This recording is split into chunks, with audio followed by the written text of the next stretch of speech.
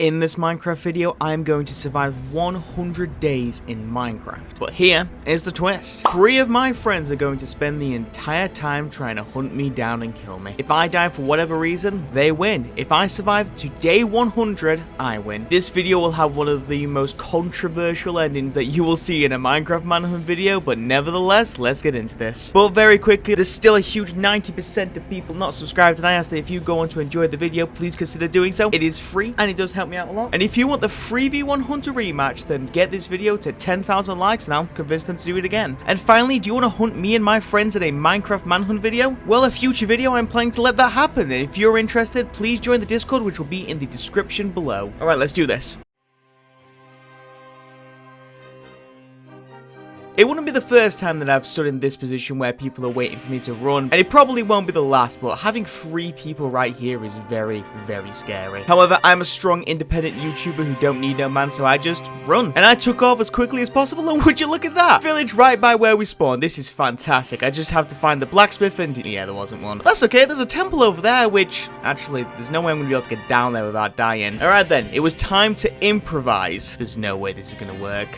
There's no way this is going to... Oh my god, it actually worked. And then there was 2. Hunter number 3 is my very good-looking friend Marvin, and he was now chasing me down while Austin... Oh my god, he blew himself up beside the temple. This is amazing. It's literally just me versus Marvin, and just to really top it all up, Marvin ran out of food and was unable to chase me down. And I was able to get away and start my adventure in this world. I spent the rest of the day grabbing wood, food, everything that you'd really need before you go down. And also, whilst I was looking for a cave, I found a spider that dropped me 2 string. Not a bad start. I spent most of the night and the rest of day 2 inside a service cave that was just chocked full of iron. Seriously, in 4 minutes and 19 seconds... No, so close. I got myself enough iron for armor, tools, buckets, and nearly enough for an anvil. And I didn't even go that deep into the cave. My only real concern the entire time was I was nervously waiting for all this iron to cook. I mean, Marvin could be anywhere. That beautiful little man. Once everything was ready, it was day 3 and I headed to the surface. Now that I had the irons and the basics, it was time for me to look for some sugarcane and some melons. I just thought since there was a jungle here, getting melons nice and early would help me with health potions. And I was going deep into the jungle, having a quick look around, and...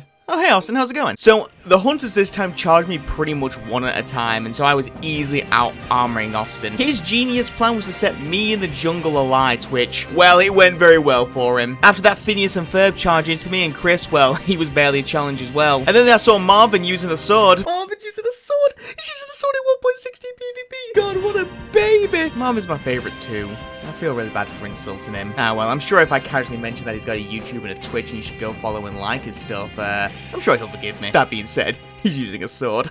Day 4, and I grabbed myself some sugarcane and murdered some cows. Casual Tuesday for me. And then I found a new, nice open surface cave where I dug down and started a Y11 strip mine. It was time for me to get moving and time for me to get some diamonds. Whilst in the Y11 cave, I found myself a mine shaft, so I'll never have to worry about string ever again. I am going to have to worry about all these cave spiders, though. I mean, man, there was just so many of them. I then found my first diamonds in a minecart chest. And shortly after, I found myself a spawner that had a saddle in it, so I think we can all agree that everything's coming together. At least it would be if I wasn't such a moron. So let me give you a bit of a layout of how I record my Minecraft Man on 100 Days videos. Basically, every 5 days I stop and start the recordings just to make sure that the file doesn't go too big. In my experience, when files become massive, especially with OBS, they just seem to crash. And unfortunately this time, when I started recording on day 6, all the way up until day 10, the footage just, well, corrupted. I'm really sorry about that. There's not really much I could do without recreating the footage, but this is already going to be an incredibly long video. I decided it'd probably be best to just be honest and say this is what happened and skip to when I do actually have footage. I'll show you what I do have, which is literally just this single screenshot on about day 6 or 7. As you can see, there is 2 skeletons shooting me, 1 in the face. Apparently during that time I accidentally took a screenshot, so that's all I've got, I'm afraid. I really do apologize. However, the footage came back from day 11 and I don't have to worry about any corruptions in the future. So like I say, I really do apologize about the situation, but it is a one-time thing, and like I say, you'll just have to forgive me. Picking it back up then on day 11, I was getting myself a horse. Looking in my inventory during this time, apparently in the 5 days, I was able to get myself 15 diamonds, which I turned into a chest plate, an axe, axe and a pickaxe, 20 gold, plenty of iron, and the 3 enchanted books that I find out a bit later is sharpness 1, efficiency 1, and protection 1. I also have obtained 2 power 2 bows from the mine shaft. It doesn't look like I have any levels left, so I'll have to get some more there, but I jumped on the horse and started riding towards the forest because my first job was to get apples. I spent the rest of the day chopping down trees to get 9 apples in total. I don't have the gold to make them all golden apples, but it just saves me a job a little bit down the line. Day 12, I got my horse into a safe place and went back caving, and I mined lots and lots of coal, and I was able to start combining everything that I needed. Rest in peace, the anvil. My diamond axe was now sharpness 2, my bow was now power 3,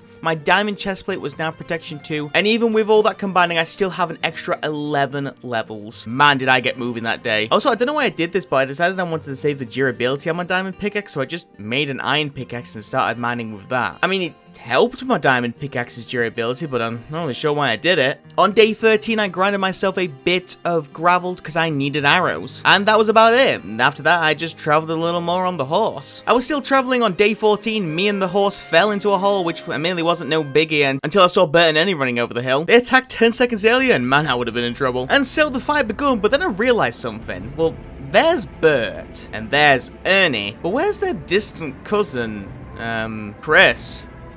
Yeah, I didn't really think that joke out. Either way, I have 2 hunters currently attacking me, and with them both charging me, it didn't really look like that either of them had a bow, which was correct. Austin did show himself having a crossbow, because of course he did, and Marvin is still coming at me with a sword. I mean, I can't keep making the joke. The man's too good looking. You ever seen Justin from Total Drama Island? Yeah, he's like that. And before anybody comments it, yes, I have a sword in the thumbnail. It just looks better for the thumbnail, okay? Unfortunately, the horse didn't last long, and I got a little bit scared. However, I was still able to keep my distance. Since only one of them had a distance shooting weapon, as long as I kept apart from them, they was never going to be able to kill me here. Thanks to a flint and steel that I had, I was able to slow them down a little bit, but it wasn't too long until I had to eat my second golden apple. I escaped into a birch forest, and I was able to separate them this time. Now that Marvin was all alone, I just had to get a few good hits off, and despite having his shield up, he still took a bow shot and went down, and now it was 1v1, which was really good until I, well, ran out of arrows. But I would have assumed that he only had a crossbow, he wouldn't mind taking me in melee. Now, I don't know how many of you guys have ever fought somebody who has a crossbow, and this might just be me, or it might just be Austin being really good, but have you guys ever realized how freaking annoying it is to fight somebody who has a crossbow? All he would do is run and then shoot me, and I'd try and chase him down, but then he'd shoot me. Don't worry, as though I have a shield, right? I could block his arrows. No, he had piercing on his crossbow, so even when I was shielding, he would still hit me. This went on for several minutes. I was finally giving him one last chase. Not only did I walk past some wolves the next to me, I was finally able to catch him in the water and take him down. The worst part is, he knew how frustrating that was for me, and so I know he's just gonna come with another crossbow. And since he's gonna annoy me, it's time for me to annoy him. I have lost track of how many pack nations or renditions of the pack I've got. However, the latest group are here. Ladies and gentlemen, boys and girls, I introduce you to the Pack Street Boys. Yeah, I'm running out of names. No, wait, I call them the Pack Street Boys. Once they were tamed, I headed straight into a surface cave. After I awoke the next day, I headed to the surface again. I wanted meat because it was time for me to expand the wolves as much as possible. So every animal I saw met my axe. Well, it was merely Austin's axe because I didn't want to use the durability on my diamond axe again for some weird reason. And I spent all day getting as much cows, sheep, pigs as I possibly could. And by the time I got back on day 16, I mean, just look at all that meat. The Pack Street Boys didn't really seem to mind the hobbit hole that I was in, so I was just going to stick there and keep breeding them. I decided to keep the beef for myself and all the rest of the meats can go to them. And as I was cooking, I was preparing myself for another long caving trip. I had a diamond chestplate, but it was time for me to get some more diamonds. Day 17, I started the caving trip. I was very quickly able to get myself enough diamonds for diamond leggings. However, I was never going to do that because diamond leggings are the worst piece of diamond armor. Do not at me. And I also got myself an ender pearl, which was neat. I was still caving on day 18 when I broke the first rule of Minecraft. Don't dig straight down. In a complete, utter panic, I accidentally threw the ender pearl, which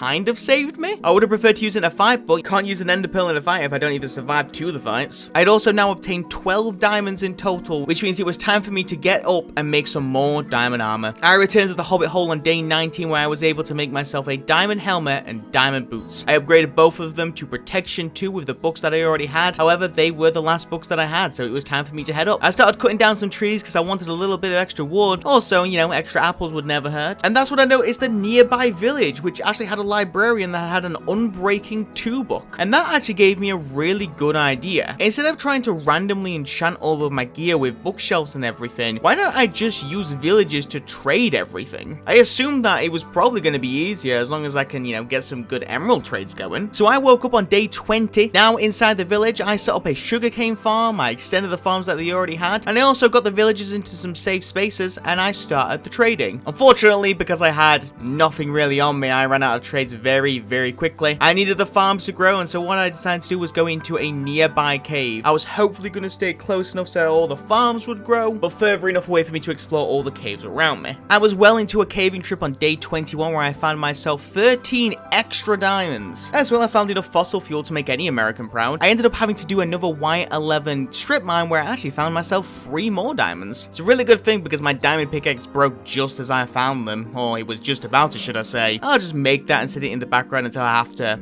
pick it up. I'm hilarious.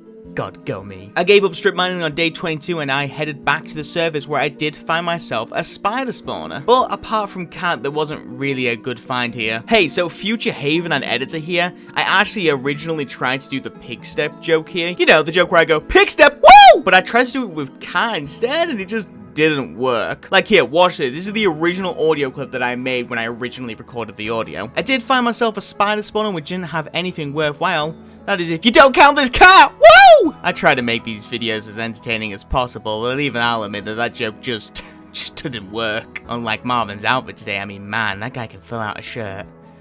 What was I doing? Oh, right, surface. I headed back to the Hobbit hole to regroup with the Packstreet Boys. I call them the Packstreet Boys. But I made the decision to keep them in the Hobbit hole. I didn't want them near the village. Just a little bit of intuition that would actually help long-term spoilers. Though I did breed them a little bit, as much as I possibly could. And I got there on day 22. We all took a quick nap, and it was day 23, where it was more trading, farming, looking good whilst doing it, and anviling all the Unbreaking books onto my armor. I always have issues in Minecraft Manhunts where my armor just always seems to break. So having Unbreaking 2 on every single piece of my armor is, well, it's really, really good. I also got myself diamond leggings as well, so, you know, full diamond, pretty good. It was also the same day that I got my first good book trade, which was Flame. One nice little trade later, and now my bow is power 3 Flame 1. As long as I can stack back up on arrows, I really have nothing to worry about here. That is until I get Infinity on day 25. Oh wait, was that a spoiler? Day 24 was more of the same. Trading, farming, looking good. No anviling though, because I didn't really get any new books. I did craft myself a bunch of golden apples, 8 in total though, and that pretty much is how I also filled day 24. You'll never guess what book I got on day 25. Go on, seriously guess. I bet none of you guessed Infinity. Anyway, one more trade later after that, and now my bow is power 3, Flame, and Infinity. I then upgraded my diamond leggings to protection 2, but yet again, I ran out of books. The problem was never the leather, it was always the sugarcane. So what I decided to do was to take a trip into the world to look for some sugarcane. If I can make even more sugarcane farms, then the more books that I can make, then everything's good to go. Whilst I was adventuring out as well,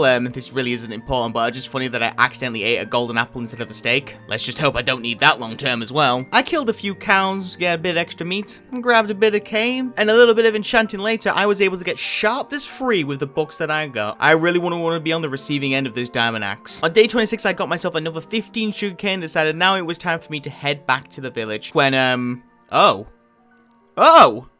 What in the world happened here? It's gone!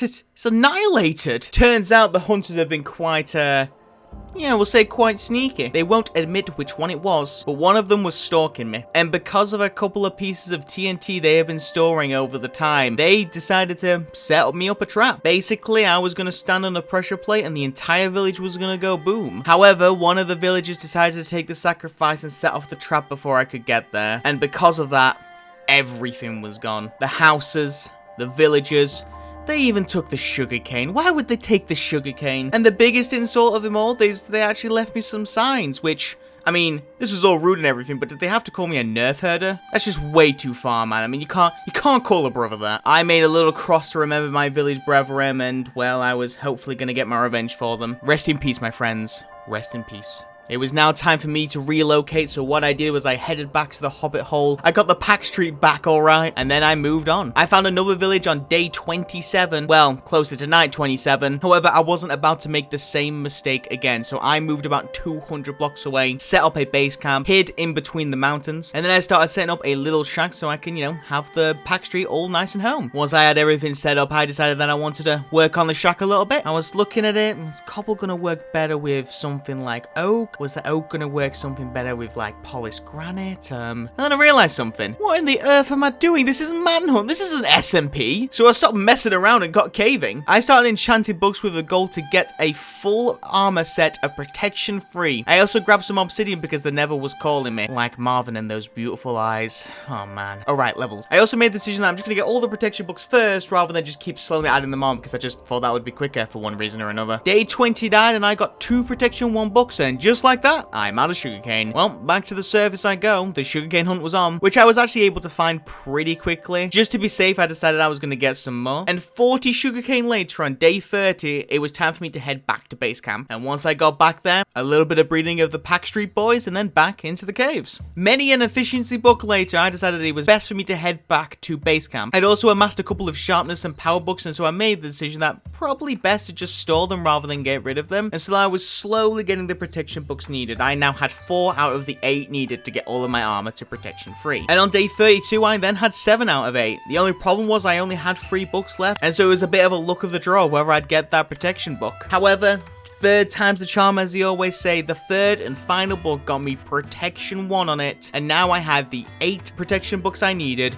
I just needed to combine them together and then combine them with my armor. Days 33, 34, and 35 was pretty much more of the same. I'm not going to repeat myself multiple times over, but I spent my life getting as much levels as possible and slowly combining all the stuff together to get where I wanted. The chest plate got done, boots, check, helmet complete, and the leggings were finished off, and now I was rocking protection free, unbreaking 2 on all of my armor. Let's not forget the sharpness free axe, the power free bow. Apparently I just work in threes, and well, it's just so good. On day 36, I realized that it'd been over 20 days since the hunters last attacked me, and I was a bit concerned that, why was that? I thought it'd be best for me to actually move away from base camp as well, and moving away from the village, because I don't want them to find that stuff. And so I just started running around the world with the Pack Street boys. I call them the Pack Street boys. I thought maybe it'd be time to find another horse, you know? Horses, wolves, I'd just be like the animal tamer in this world, and so just started looking. Didn't find anything on day 36, unfortunately. But let me tell you about day 37. Man, what a day 37 was. Just, wow. All the crazy things that me and the Pack Street did. Oh, they could tell you a story or two. We walked around, farting around with our boobs out and just did nothing. Yeah, this is boring. Let's head back to the caves. It was 38 when I was heading back to base camp when all of a sudden, finally, on the mountain, there finally was gonna get some action. Let's do this. Marvin was now on a horse and Austin was repping the multi-shot on a crossbow, but yet again, Chris and the mum, nowhere to be found. I was really concerned about this. Once I hit the horse once thanks to the flame bow, it instantly went down, primarily because I'm burning to death, but I wasn't gonna complain. And after that, I spent my time firing, yes, pun intended, all of my arrows mainly at Marvin. He tried to take out the Pack Street boys. I call them the Pack Street boys. But he just could not get close to me until the wolves were gone. He tried to flint and steal them, but they were way too smart for that one. And whilst my attention was focused on Marvin, Austin tried to sneakily take out the Pack Street, and well, I wasn't going to let that happen. However, every single time I came into combat with one of the two of them, despite the fact I felt like I was doing a lot of damage, I just couldn't get the last hit on them. I managed to separate them occasionally, but they just kept being able to regroup and cover each other. It went on so long, it actually went into the night. I would get super low and then was able to escape just in time, or I was able to get them super low, but again, they were just able to escape in time. If it wasn't for the infinity on my bow, I would have run out of arrows about 20 minutes ago, which, well, I'm very lucky that wasn't the case. They tried to get creative. Marvin tried to velociraptor me, but I was way too clever, you know, knowing my bearings of the entire battlegrounds that we was on. However, the plan was to actually distract me, because whilst I was focusing yet again on Marvin, Austin was able to take out the last of the Pack Street Boys. Rest in peace, guys. You were the second best boy band of the 90s. And with no backup crew, it was now just myself versus the two hunters. And now that the fight had been going on for so long, they had actually run out of arrows, and so they had no choice to either charge me down or let me charge them down. And after every hit, after every shot, well into the night, I was finally able to take Marvin down. And it wasn't much longer until Austin went down as well. 38 days into this survival, and I managed to pass the third fight, and my god, was it tense. I enacted the sleep rule, which, for those who don't know, I can force the hunters to sleep so we can skip the nights whenever I so desire, just to get rid of the mob so I could sort through Austin's loot. It was very similar to mine, if not a little bit worse. A couple of his armor pieces were protection free as well, so I decided to combine it with my own a little later. Just need to get a couple levels, of course. His axe wasn't as good as mine. He did have the crossbow with multi-shot, but I just decided it wasn't really worth using. I'd rather just have a power 5 flame 1 infinity bow than a multi-shot crossbow. More power rather than a gimmick, you know. Once I sorted everything, I went back to base camp and set up a Nether portal. I just have to make sure that all the pastures sat down and... oh, right. They're all dead. Just want to confirm that the 3 hunters hate dogs, so, you know. Who are you rooting for? I took a quick nap, and 40 days in, I finally entered the Nether. In fact, it was the first time that any one of the 4 of us did actually enter the Nether. To be fair, I was too busy with tradings and level grindings and everything between, and they were too busy blowing up the innocent, apparently. And so there's a pretty decent reason why it took us so long to come in here. I decided I was going to slowly move out into the world whilst getting as much levels as possible. And so that's exactly what I did. Here we are on day 41, where I reached the 30th level. I wasn't done. I decided to just keep getting levels, so there was no reason for me not to. And, well, let's keep searching for the fortress, which I'm going to cut out a lot of time here, save you it all. I got to 38 levels, was satisfied with that, and 5 days later, on day 46, I got to find the fortress. And man, was it way too long. I was quickly able to find a blaze spawner and got moving on the blazes. I always seem to get 20 blaze rods when I do this kind of thing, and this was no different. On day 47, I got my 20th blaze rod, I found some wart, and grabbed some soul sand. I don't think it's ever a bad idea to grab soul sand so you can grow the nether wart, so it gives me an endless supply so I don't have to make a trip back to this fortress. Also, apparently during this time, they entered the nether as well and found a much closer nether fortress, which, for one reason or another, they wouldn't tell me where it was. It's kind of selfish of them. I was able to get back on night 49. I started setting up a full potion brewer and then took a nap since apparently they was all in the nether. Once I woke on day 50, I headed to the village, and to my absolute delight, one of the librarians already had a mending book for trading. Do you know how much time that will save? Like, seriously, imagine the villager manipulation I would have to do to get a mending book, which are already very rare, and to get this is just...